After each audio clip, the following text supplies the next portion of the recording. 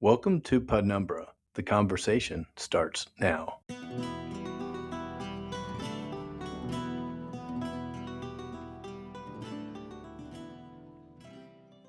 afternoon and welcome to PodNumbra. I'm very excited to have a special guest with me today, Mr. Jesse Palmer, who some of you might already know from his British Baking Show. But Jesse is also a former Florida football player, a former NFL player, and is currently the host of The Bachelor, amongst many other things. Jesse, welcome to the show. Thanks, man. It's good seeing a familiar face. Absolutely. I was just thinking about it the other day, Jesse. I think I've known you probably since 1997 when I met you, most likely at the Grog House with my brother and a bunch of other people, either at the Grog House or perhaps on the way to 238 after leaving the Grog House. But I think both of those places have since closed down, unfortunately, and maybe fortunately for the city of Gainesville. But yeah, it's been about 30 years having known you, and it's a pleasure to get in front of you and ask you a few questions today. That's, good thinking back to those times. The fact that you were in the Grog House, you definitely weren't of legal age to be in there yet when we did finally meet. But I was bringing my younger brother from high school in there too. So something everybody was doing. Two absolute institutions from the great city of Gainesville, Florida. It just warms my heart, really, and my liver, just thinking about some of those nights. Yeah, absolutely. I think all of us had a moment of silence when the Grog House finally closed slash was forced to close by the fire marshal. I don't know which one was true. But speaking of Gainesville, you're not from Gainesville originally. You grew up in Canada playing footballs. Tell me how you went from that to the University of Florida playing for Steve Spurrier. So we played 12 on 12 football. That's Canadian rules. That's what we have in the CFL. We had a different format. It was basically CFL rules, essentially. Bigger field, bigger end zones, 3 downs, unlimited motion at receiver, and that was sort of the brand of football I grew up playing, in Ottawa, Ontario. Obviously, I was a big Ottawa Rough Riders fan growing up, and my dad played in the CFL. So that was really sort of the football that we all played as kids ever since I was, I guess, 7 or 8, basically all the way through high school until we got down to Gainesville. So 12 on 12, who's the extra player on the field? Generally, in 12 on 12, it's usually a wide receiver. It could be really any player, but I think probably what really makes it confusing is the fact that you can have receivers in motion running towards the line of scrimmage pre-snap, kind of like you see in arena football. And so, it really creates a massive advantage throwing the football and hard to cover guys. And that's kind of really what the Canadian game, I think, is based on, is throwing the ball, because there's only 3 downs. You still have to get 10 yards. And so it really emphasizes the passing game. And they've sort of created a lot of different rules, I think, to try and maximize the explosive plays, the amount of points that are scored, to make it a little bit more unique and a little bit more exciting. But there is no question, playing defense in Canadian football is not ideal. It's not easy. Right. Okay. So 12 on 12, how did that work for you when you're coming up, in high school, looking to get recruited from ultimately the University of Florida? And was that the same process that athletes go through here in America, or is it something different? How did you make those connections? I think it was tough. There's no question. I mean, this is in an era of recruiting where there wasn't social media. You didn't have a chance to just sort of upload your tape and send it out to schools in the South. It really created a dynamic, I think, for a lot of Canadian high school talent, where they had to really take matters into their own hands. And really, the best thing to do was to travel to the States and attend camps and really get yourself in front of college coaches as much as you could. So for me specifically, I remember going to Penn State's football camp. I remember going to Michigan's football camp, and I was fortunate enough to stand out. And when I had those opportunities, coaches then contact you, they ask for film. And then, that's back in the day when you're literally editing really bad quality camera footage, putting it on a VHS, and then literally dropping it in the mail and sending it out to coaching staffs down south. Yeah, and obviously, you touched on that the recruiting aspect of college football has changed in a big way since that time. Like, I mean, it's night and day, and I don't even think that's a strong enough comparison. So did you go to a Florida football camp, or did you send Steve Spurrier a VHS cassette in the mail? How did you make that connection with the Gators? So my dad was my coach, and it's a good question because we had to sort of set our reasonable expectations because it's expensive. I mean, I had a paper route in high school until about my sophomore year, and then I'm selling shoes. Like I didn't have a ton of money to send all these tapes out. So you got to kind of know where your ceiling is. And so my dad said, okay, let's do this. Let's find the five top passing offenses in college football in 1996, and let's send tapes to those five schools only. And we'll see if we hear back from any of them. And if we don't, then we'll go to a lower tier and we'll think more about geography, places that are closer to us, camps we've been to, etc. So in 1996, of course, and you remember, the Gators are on their way to winning a national championship, and Danny Werfel's going to win the Heisman Trophy, and they were the best passing offense. The fun and gun was literally innovating and changing offense in college football. So we decided to send Coach Spurrier a copy, and I don't think I was really expecting to hear back from him. I got a phone call about I guess it took about a week for the tape to get there. And then I got a phone call a week after that from coach. And he said he'd watched the film and he had thought that a lot of our passing concepts on our offense in high school were somewhat similar to some of the things that they were doing in the fun and gun. And he pretty soon after invited me down for an official visit, and the rest is sort of history. But I don't ever think in a million years I was expecting Coach Spurrier to call as quick as he did. And how cool is that, just thinking of the thought that somewhere in Gainesville in 1996, Steve Spurrier received a package in the mail which had a VHS cassette tape in it, and then Steve Spurrier took that and put it into what is called a VCR for the younger people on the podcast. Yeah, it was very, very fortunate. There is no question about that. It also sort of speaks to Coach Spurrier, I think, and for taking the time to want to actually watch and evaluate film. And you have to remember, in 1996, Steve Spurrier is considered the guru of quarterback play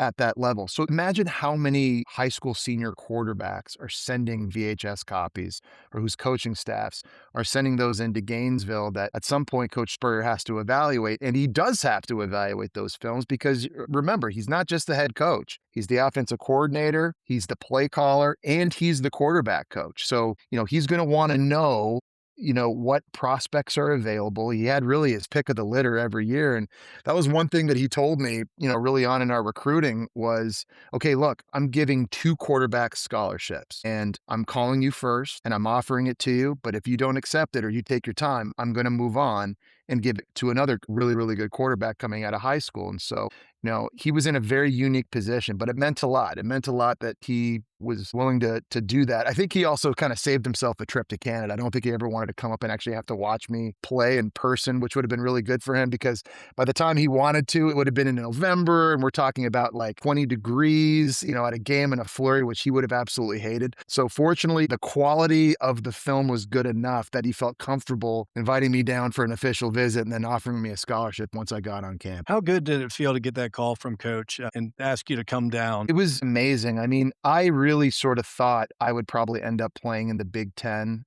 somewhere closer to where I was. Ironically, Nick Saban was the first call I got in recruiting at the time. He was at Michigan State. And so a lot of the attention I was getting, a lot of the letters, the correspondence, it was coming from Big Ten, Syracuse, Big East, maybe ACC, but nowhere down south. And so I hadn't even really seen a lot of the Florida Gators play, honestly. I'd watched them play Nebraska in the national championship game in 95 because that was nationally televised, but regionally in Ottawa, Canada, you're getting all of upstate New York stations. So it's like you're just watching Temple and Notre Dame? Syracuse and a lot of Notre Dame games. You had Ron Paulus back in the day.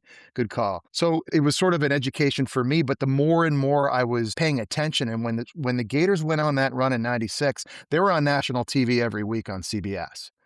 And I remember you could watch that. So there I am at home, playing our games on Friday, watching the Gators score 50 or 60 or whatever they were scoring on Saturdays. And it was just a completely different breed and brand of football. And behind it all, of course, was this guy with the visor on the sidelines that was just sort of entering the golden era of his legacy. And as we look back on it now, one thing I always tell people is, your brother and I were so lucky to get to play with a true innovator in college football and a true legend, a guy that actually changed the game. And so it was incredible to get that call. Yeah, I can imagine.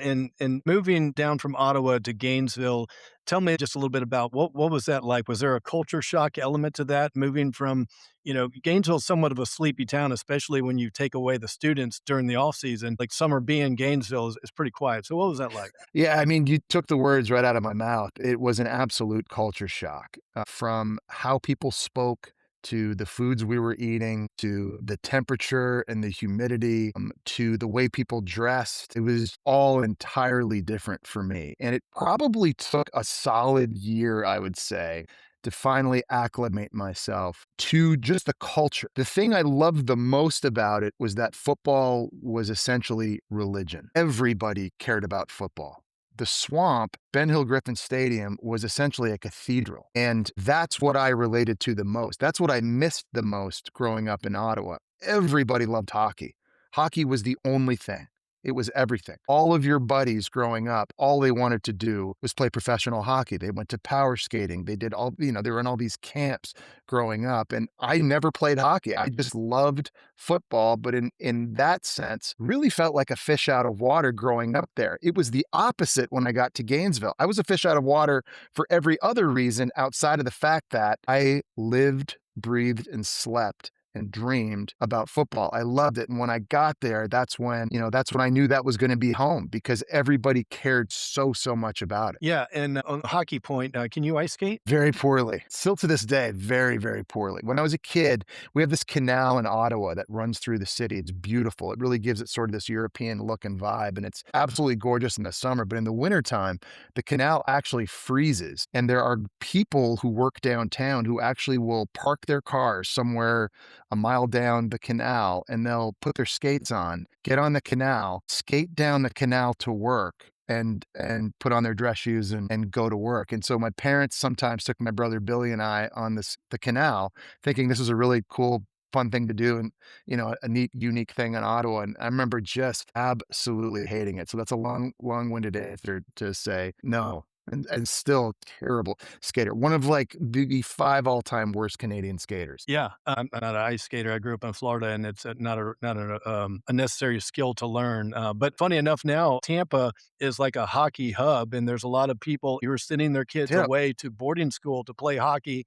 Because the Lightning are so big and they've done so well. And it's always funny watching hockey playoffs where it's Tampa Lightning is playing the Fort Lauderdale Panthers or the Las Vegas Knights. And it's like three of these teams should not be good at hockey. Obviously, most of the players are from Canada and Russia, but it's just amazing what Tampa's done in hockey. Coach Cooper and all that kind of stuff with the Lightning winning so many championships. Tampa, I would say a hockey town above a football town. Maybe that vacillates between how good the Bucks are doing from time to time. Dude, the Florida Panthers are winning too. It's crazy. You're right. Florida's become this hockey mecca. And now Carolina's winning Stanley Cups. Like, what happened?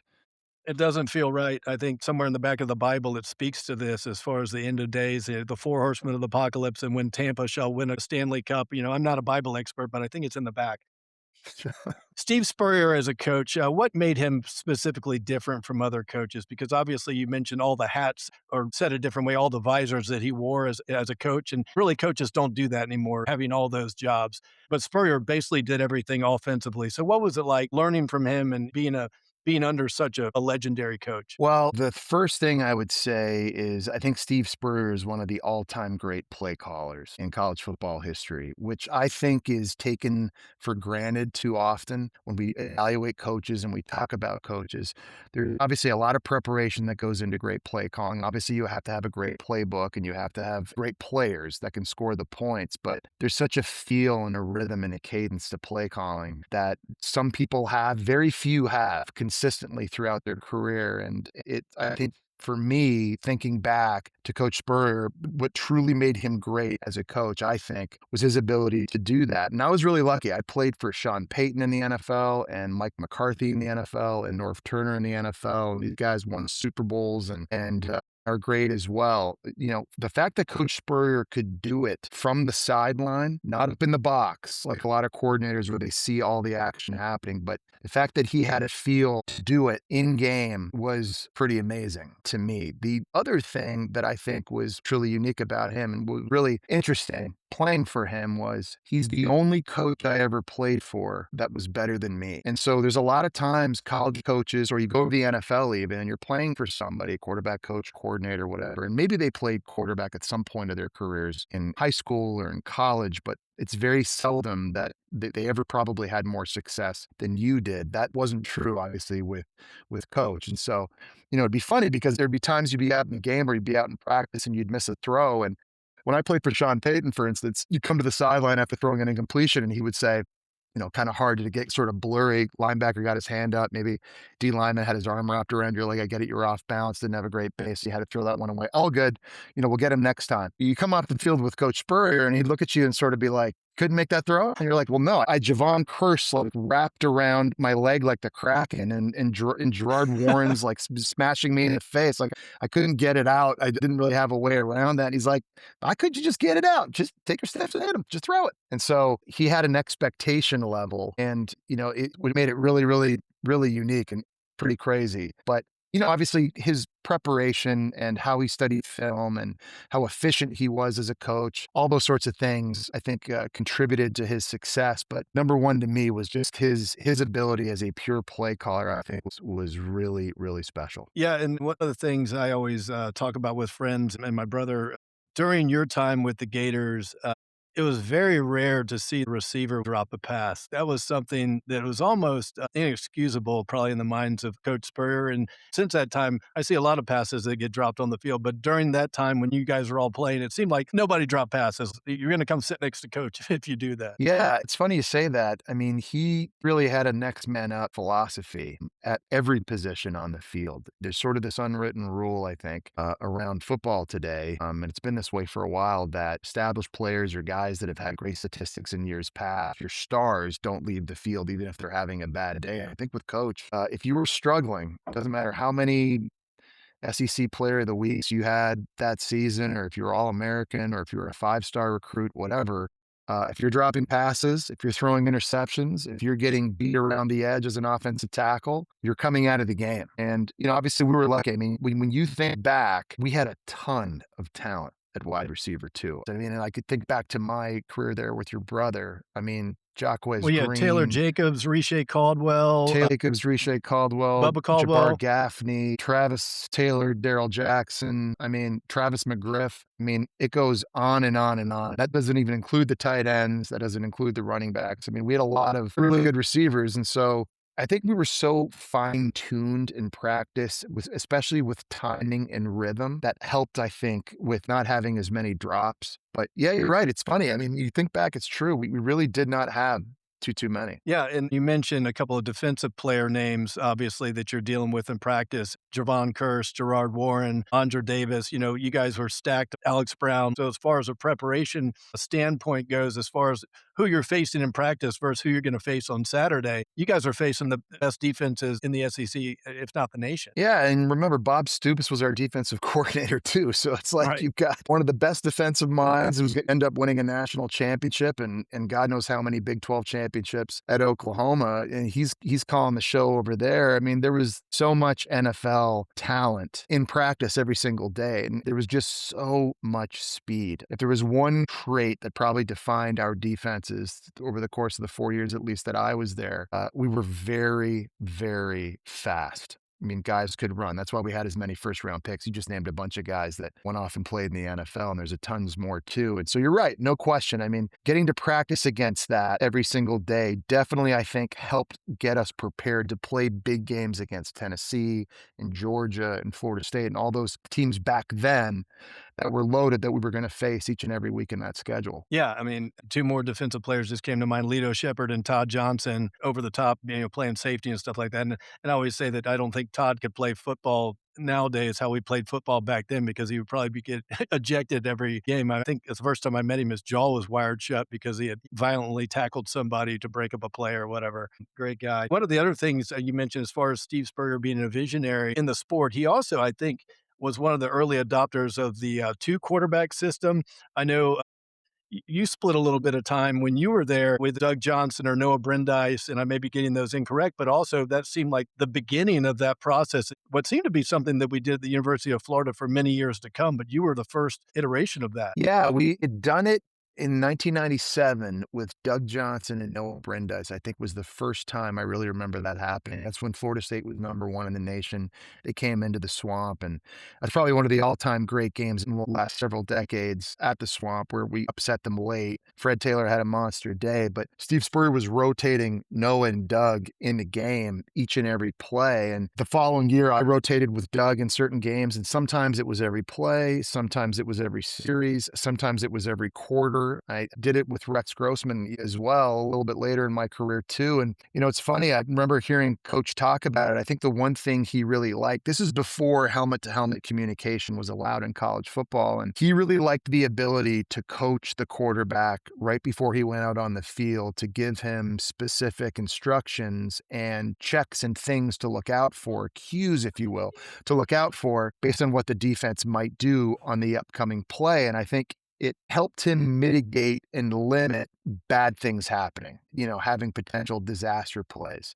I think it put him even more in control of the game, which was really, really clever in a lot of ways. And so, I always said what was really important in those situations as a quarterback was you just can't be streaky. You can't be the kind of guy that you have to play for a little bit and you got to have success and you got to throw a couple completions in a row to really find your footing. You've got to go right now. But the other unique thing is that you can't be competing against the other quarterback. You have to remember in that two quarterback system, the ultimate goal is to win the game. And it's not about throwing for more yards than the other guy. It's not about throwing for more touchdown passes than the other guy. It's just about executing plays that are called when you're in the game. And what inevitably happens, some games you're the guy getting more passes. Other games you're the guy turning around and handing it off to Ernest Graham, because we have to win the game. And you just have to be okay with that. And I think fortunately, I think for Doug and for Noah and myself and anyone else that ever experienced that under coach, everybody sort of had a really good mindset and mentality about that, which allowed us to be pretty successful because our offenses were still generating and we were still scoring a lot of points, whether one guy was playing or whether two. Yeah, absolutely. And that 1997 Florida State football game, which you mentioned, and somehow I forgot Fred Taylor in the list of, great athletes that were there at the time. But that particular game is probably the best Gator game I've ever attended. I was actually with a good friend of mine who was considering going to Emory to play soccer. He was at the game with me, and that basically that evening after the game, he declared that he was going to be a University of Florida Gator. That game, the stadium was so loud. I don't know how you guys could hear anything on the field. It was vibrating. It was so loud. As far as dealing with Coach Spurrier, essentially the coach is your boss. Did he prepare you for dealing with difficult bosses later in your career? Yeah, it's funny. I mean, I think anytime we have a boss, it really comes down to relationships and it comes down to personalities and sort of how you're able to communicate ultimately. And I think one of the things I appreciate most about Coach Spurrier was just that he was very, very demanding and he expected excellence. He prepared that way to get you ready to go. And there was never a game I think we went into with Coach where you sort of felt like you were behind the eight ball in any stretch. And while he was very demanding and at sometimes he may be benching you or he's obviously a very emotional coach and he was yelling a lot and he was, at times throwing his visor. He was very competitive. He really wanted to win. For me, I mean, my dad as my coach growing up was in some ways quite similar. He was pretty vocal. He kind of, mimicked Mike Ditka back in the day, the way he looked and coached. And so, being yelled at was nothing new to me. I mean, I could definitely take it. I think anybody that's ever played quarterback for coach leaves the program a better quarterback, a better competitor. They'll have tougher skin and make you mentally tougher. And those are things that I think benefit all of us later on in life, regardless of what job we have or what industry we move on into. Those were some of the benefits, I think, certainly of playing for a guy like Coach. Do you have a particular memory of your favorite game when you were a Gator? I mean, we talked about the Florida State game in '97. I didn't even play in that game, and I was a true freshman, but that was one of the great games. I was lucky to be a part of a lot of really good ones. We beat Tennessee in 2000 on a last second, late in the game up at Neyland Stadium my Was that the senior one, year. if I recall correctly, where you threw it to Jabbar Gaffney and it was a question of whether or not he had possession of the ball? Like he had it for, let's call it a split second. Yeah, I mean, maybe less than a split second, really. I mean, it was like minute how long he actually had possession of that ball. And it's funny when you go back and you watch the replay. I mean, the official puts his hands up right away, and he's convinced, and he's not overturning it. It's a touchdown, no question. And to this day, because I run into Tennessee fans all football season long when I'm traveling at airports or calling their games. Vols fans are still so mad about that years and years later to this day. But here's the thing that nobody remembers or takes into consideration on that. What people forget is 2 plays prior to that throw to Jabbar Gaffney, I threw a touchdown pass to Riche Caldwell in the back of the end zone. Riche lined up off sides, and so the play got called back. 2 plays later, I throw a touchdown to Jabbar Gaffney. Even if they had called that incomplete, 2 plays later, I'm going to throw another touchdown pass to somebody else. So one way or another, we're leaving that stadium with a W. So that was definitely a wild finish to a game. We had crazy games that year too. We came back and beat Georgia. We came back and beat South Carolina at home. I think we were down like 21-3 in the first quarter. We had to win that game to end up going to the SEC championship game and winning the East. That was against Lou Holtz. We had a heartbreaking loss at Tennessee in '98 in overtime, a game that your brother and I both played in. That was probably the toughest loss of my career at Florida, but no question, lots of really good teams. So when you got done with the Gators, obviously you went on to the NFL and had some opportunities there. I think you got drafted by the Giants initially. Is that right? I did. And how long were you in the NFL? Was it 5 years? 5 years, yeah. Four with the Giants and one with the 49ers. Okay, I'd forgotten you played for the 49ers. And in your mind, what was the biggest difference between going from Gainesville to going to the Big Apple to play for the New York Giants? Obviously, very different situation, but what was the distinction in your mind? I've said this before. I think one of the best things that ever happened to me, and certainly one of the luckiest things that ever happened in my life was getting drafted by the New York Giants. When you're a high school quarterback going into college and you're lucky enough to get a scholarship, obviously you have the ability to pick where you go and you control your own destiny in that sense. But when you're being drafted, it's not up to you at all. And, we talk about our lives taking forks in the road. Where you go and where you land in the NFL is going to take your life down a completely different trajectory and a completely different path. Being drafted by the Giants was without a doubt one of the best things that ever happened to me. Most importantly for me, from a football standpoint, it was outstanding. Playing for a blue blood organization, one with tremendous history and tradition, was incredible. Playing in a sports mecca like New York City is an experience unlike any other.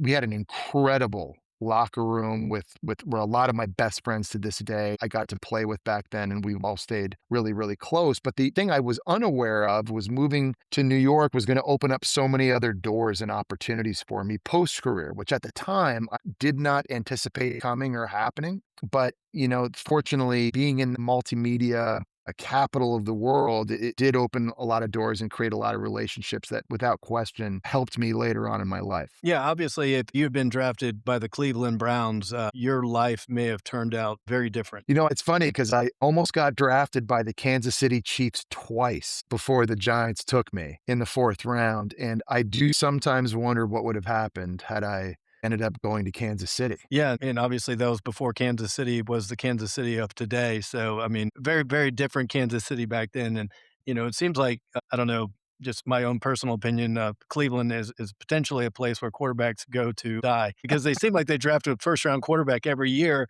And I think they should be prohibited from doing so until further notice because you give those guys a chance to go somewhere else or do what Manning's dad did. The Chargers were going to draft him. He said, "No, I'm going to New York," or something like that, and like give him a better opportunity. Yeah, I didn't exactly, unfortunately, have that pull at the time to just kind of veto a team drafting me, although that would have been a nice card to have up my sleeve for sure. Yeah, listen, I was so happy just to get a chance to play anywhere. If it had been Kansas City, that would have been incredible too. But I have friends that played their entire career in Kansas City and like in Green Bay, and those are two great places to go play football. But to this day, talk about how they wished they got to be in like a big cosmopolitan city. So I was very, very fortunate to go to New York, no question. Yeah, Green Bay, the experience playing there must be unique because it's Green Bay and it's a very special football town for many, many reasons. But it doesn't have the same allure and same pizzazz that New York City does. And especially someone like you fit it. I think you fit right in New York City. And obviously that's been true to this day. And when you got done with football with the Giants and ultimately the 49ers, I remember my brother telling me that you were going to be a contestant on The Bachelor. And again, this was very early on, pre-internet days. There wasn't really a way for us to track this down and verify, because our friends say a lot of things about each other. So I didn't know if it was going to be true or not. And ultimately, it turned out to be true. So just tell me how that got started. What was the process like? How you got into that? and then we'll go from there. So yeah, it was probably my 3rd year on the Giants. Jim Fossil's the head coach, and my agent at the time reached out to me and he said, "Hey, ABC's doing this reality show called The Bachelor. It had just begun, and this was really the beginning of reality TV in general. I mean, I think, Real World, there were a few reality shows that were just starting at the time. The Bachelor was brand new. It had only been on like a year or a year and a half." And he said, "Hey, they're trying to cast a professional athlete to be the Bachelor, and they're talking to some other athletes in some other sports. Is this something that you'd be interested in doing?" And my initial reaction was no. This is just doesn't really is going to fit. It's not going to work with the schedule. I need to just stay focused, on season. I can't travel anywhere and do anything. And it was one of those deals where it sort of was going to work out in the schedule. They weren't going to film until the off season. I didn't have to miss any time away from football. And still, I was sort of on the fence about it. And, I went home and called my parents and talked to them about it and the opportunity, and completely expecting them to say, absolutely not. You don't know anything about that world, and just, you'll be fine. And surprisingly, it was both my mom and my dad that thought it would be a really fun thing to do, and sort of this opportunity. And it was kind of one of those deals where I met with executives and kind of went through the initial rounds and interviews for the process. And the more I was learning about the show, the more it was sounding like it might be kind of interesting. And then by the end of the season, they had offered me the role as the Bachelor. And I had to pass that through Jim Fossil, obviously, at the time. And I remember, telling him about it, and he was okay with it, which also surprised me. So it was like everything was sort of lining up to just being like, yeah, go do it. And really, to me, this was sort of like, hey, we're going to play the last game of the regular season. We're not going to the playoffs. I'll fly out to LA. I'll knock out this filming in a month and a half, 2 months, and I'm back in time for mini camp. And that's all it is. And so that's kind of was sort of the thought and the feeling behind it. But I was naive to so many things. I had no idea how big of a show it actually was. And I had no idea how it was going to affect my career moving forward. Because, my sole intention and focus at the time was to play football as long as I could in the National Football League. I did not have a plan B after that. I think a lot of people today sort of think, oh, okay, well, that was really smart. You did The Bachelor knowing that you would get into hosting after you were done playing football. And then years down the road, maybe you could become the host of The Bachelor. So that was really brilliant of you to do that back in 2003.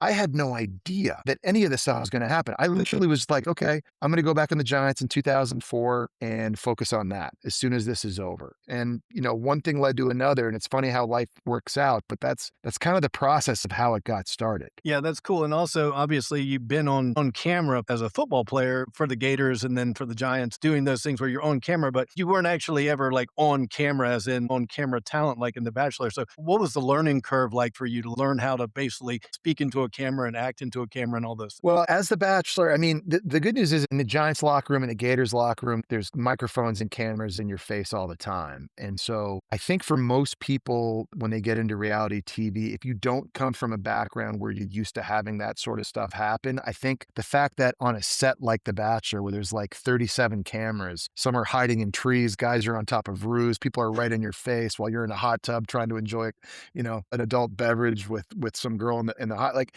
it can be super daunting, but I was very comfortable with cameras around, I think due to my football background. Now, I mean, just being on camera and being followed around is one thing. Obviously, hosting, doing even what you're doing right now on this, like hosting this podcast, is an entirely different skill that you had to learn, and that I obviously had to learn later in life as well. But for you being the Bachelor in that season, do you believe that you would have been able to springboard into the broadcasting career that you have, or was that a necessary stepping stone in order to basically get to where you are today? I think I would have been able to transcend into football broadcasting just based on my football merits alone. The thing that really made me think I wanted to do TV broadcasting for football in the first place was my second year on the Giants. The arena football team used to use Jason Garrett, one of the quarterbacks on our team. People, of course, know Jason Garrett. He was the head coach of the Dallas Cowboys, and does a great job broadcasting for NBC. And he used to do the radio for the arena football team. One day he couldn't do it, and he said to me, hey, if you're not doing anything, you should really give this a try. You might like it. I remember thinking, man, it's arena football. football. It's taking like a free day off. I just really don't want to do that. And I thought, oh, well, I'll just go do it and see if I enjoy it. And I ended up really, really liking it. And I always sort of felt like I had a knack for the knowledge of the game, the ability to be on camera and talk about football. And I loved studying it. So I think I would have been okay broadcasting. Like, I think I could have gotten hired by ESPN to cover college football if I had never done The Bachelor. Food Network, Good Morning America, The Bachelor, the Oscars, any of the other things like Ultimate Surfer, anything else I've ever done, probably not. I think The Bachelor opened me up to a completely different audience. It was a completely different demographic that I later found out was the real benefit of being The Bachelor, was that it allowed me to become a household name in front of an audience that otherwise never would have known who I was. Yeah, and I think I can analogize your transition into your broader exposure to America and just being on television in a bunch of different varieties. If you remember, he's a singer and a dancer by the name of Justin Timberlake, and he was in a band called NSYNC back in the day. And a lot of people pigeonholed him as just a boy band talent guy. And then one time he went on Saturday Night Live and did a little skit with Andy Samberg called Dick in a Box. And that really opened up Justin Timberlake to people like myself who I would never listen to NSYNC or watch what he did, but that gave him a broader platform. And I'm not making a joke. I really think that appearance on Saturday Night Live transitioned his career in a similar way that The Bachelor transitioned your career. Yeah, it's sometimes this is why I say I think that the biggest advice I ever give anybody, people ask all the time, like, what would you say to young people that are getting in the industry and, that they're really trying to make a name for themselves, really for anything. And my biggest advice is don't be so quick to say no to things and close doors. Because initially I wanted to close the Bachelor door. And when Food Network offered me the chance to host a baking show, I can't bake anything. I was like, well, why would I? How can I? No, I don't know anything about it. I'm going to be terrible at it. So no, saying yes to those things. I think it's so important that we all give ourselves an opportunity to try something first, see if you like it, and then make the decision after. It's kind of like I hear a lot of my friends who have kids who play sports, sometimes the kids say, hey, I want to be a curler or something. I don't know. And the parents right away, say, hey, listen, just try it and see if you like it. And if you hate it, then we don't have to do curling again. But if you start, you got to finish it and you got to try it first to know. And that is really helped me throughout my career a lot, is that you try things, you find out more about yourself, you really ultimately understand what it is you like and don't like, what you're good at and what you're not good at. And I think more often than not, I think we actually surprise ourselves sometimes, really. Because if you had asked me, like back at the Grog House when you and I were hanging, like knocking back quarter pitchers, I'd have been like, dude, there's no way I'm ever going to be on a dating show and a baking show simultaneously in my life. There's no way. But, life has a weird way. There must have been something in the beer. There definitely was. It wasn't hygienic. That's probably why I closed, actually. And it's, whatever reason, it kind of led me to where I am now. Yeah, and to touch on that, as far as not closing doors, I always say this to my son when I want him to try a new food, and he's like, "I don't want that." And I always say, "What if that turns out to be your favorite food you've ever had in your whole life, but you said no to it, so you never had that experience, right? Just try it, you might like it, and in fact, it might be your favorite thing that turns out to be your reason for living or whatever it is. By just slamming doors, you don't get to grow as a human being. When you became a ESPN broadcaster, was there some growing pains as far as becoming who you are right now, the on-air talent that everybody looks to in college football? What was it like initially? Were you nervous about your first on-air appearance, about doing the right thing, saying the right thing? No, I don't remember feeling nervous about it, honestly. It was like I was mentioning earlier, it just always really felt familiar to me. And it was something I was very comfortable. It just kind of felt like it was in my wheelhouse. I was excited about doing it. I was passionate about it. And everybody at ESPN was obviously really, really great to work with. I was lucky. We had so many talented people there sort of helping me along the way. And obviously, I mean, I'm going into my 20th year now at ESPN. And so as a broadcaster, I've developed and I've changed, and my style has changed and preparation has changed. Obviously, I'm not the same broadcaster I was 20 years ago. It's kind of morphed over time, but I was really, I think, set up to succeed there. I think just, the shows I was lucky enough to be on, the fact that ESPN had such a huge inventory of the sport that we were showing, we were such a big part of it, was really helpful as well. And so that's probably, like, I mean, I tell people all the time, of all the jobs I have, football is my wheelhouse. Like, that's my biggest passion. That's what I love. And it's the truest thing to me in my life. And so that job for me, as soon as I started doing it, it just sort of felt right. Yeah.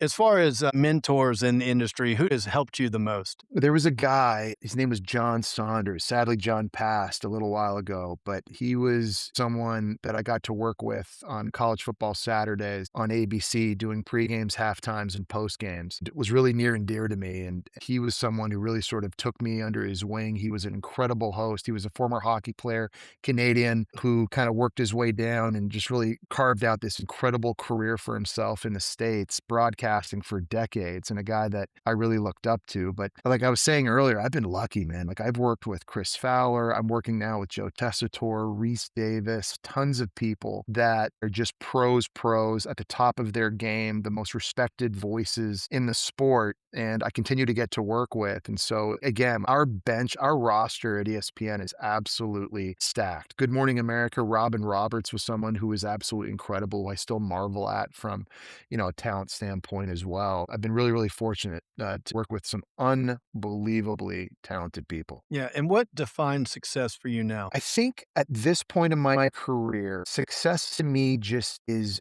joy, really genuinely enjoying what I'm doing. And just as important as what I'm doing, who I'm doing it with. I've been really lucky. I've been in the industry now a long time and I've gotten to do a lot of different things and a lot of really cool projects. But waking up and being genuinely excited and happy about the assignment or the people I get to spend the day at work with, to me is success. It's no longer so much about money or raising my profile or bigger audiences, bigger shows, and all those things. To me now, it's about really, fine tuning and curating, my schedule and being able to say no if I need to. And just focusing on doing things I like, but most importantly, doing it with people that I like. That to me, I think is the most important thing. And I think to me personally, that's success at this point in my career. That's a great answer. All right, Jesse, I got a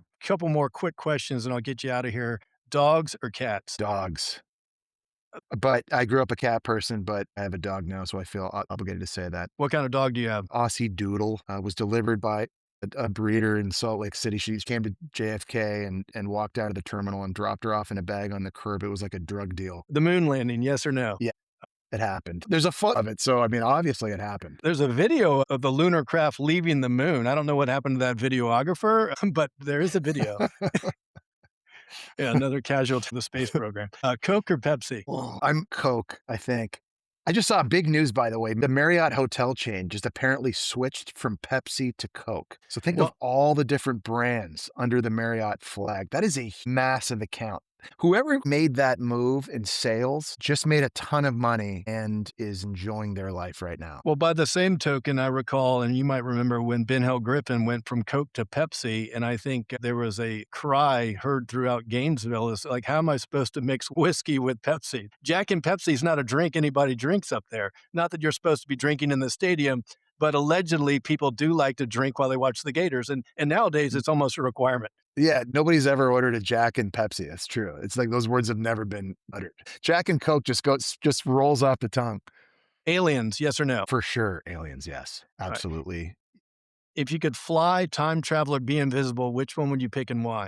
I would time travel because I feel like you'd have an opportunity to change your own history or other history and get to meet some of the most unique and interesting, people in the world.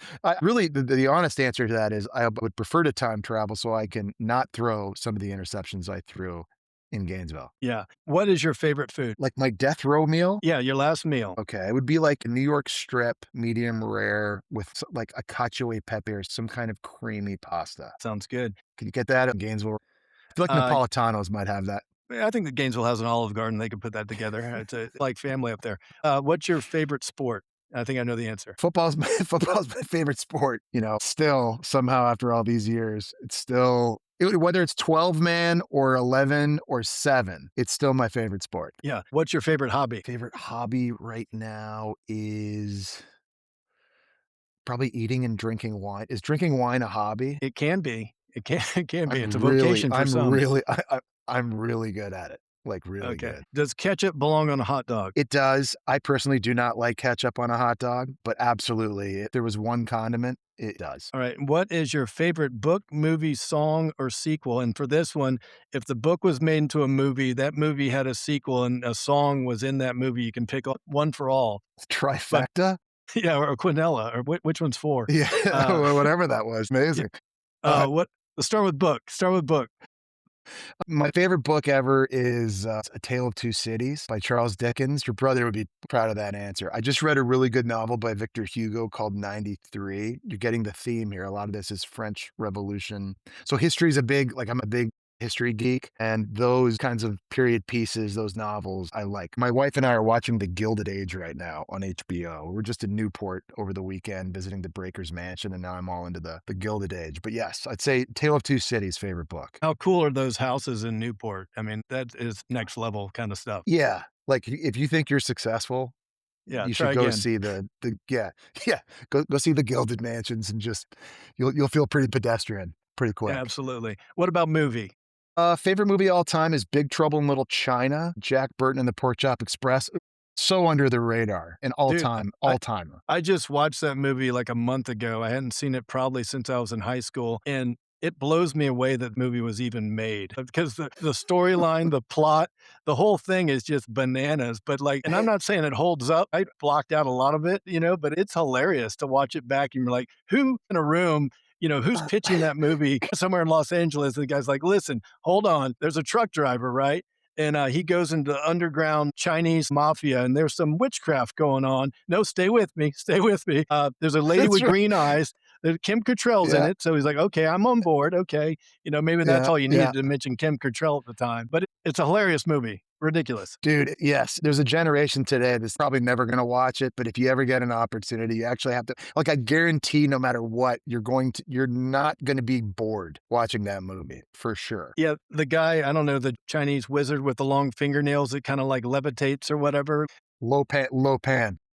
Yeah, I remember being afraid of Lopan when I was a kid, and I watched it back and those guys that look like the Mortal Kombat characters that materialize out of lightning or something like that. Yeah, the 3 storms. Dude, this is common knowledge. Like, seriously, like, any video game aficionado is like, you can thank Big Trouble in Little China for your 3 storms, and low pan is absolute nightmare fuel, whether you're a child or even an adult. Yeah, absolutely. I think basically that's where the video game Mortal Kombat probably got its start was from Big Trouble Little China because That's there's a right. lot of similarities. What about your favorite sequel? My favorite sequel, there are not a lot of great sequels. I'll tell you which franchise, though, is keeps hitting sequels out of the park, John Wick. Yeah, I've heard that's good. I've not watched it. It's the same movie. Oh, dude, if I'm on an airplane, when I'm traveling to games or coming back from games, if there's a John Wick movie on the flight, I'm definitely watching that. And I'll just kind of just like shuffle them. I'll watch like 2 and then I'll come back and watch 4 and then watch 1. Even the new Ballerina, the John Wick movies to me are outstanding and all those sequels are great. And what's your favorite song? It's probably U2. Streets Have No Name,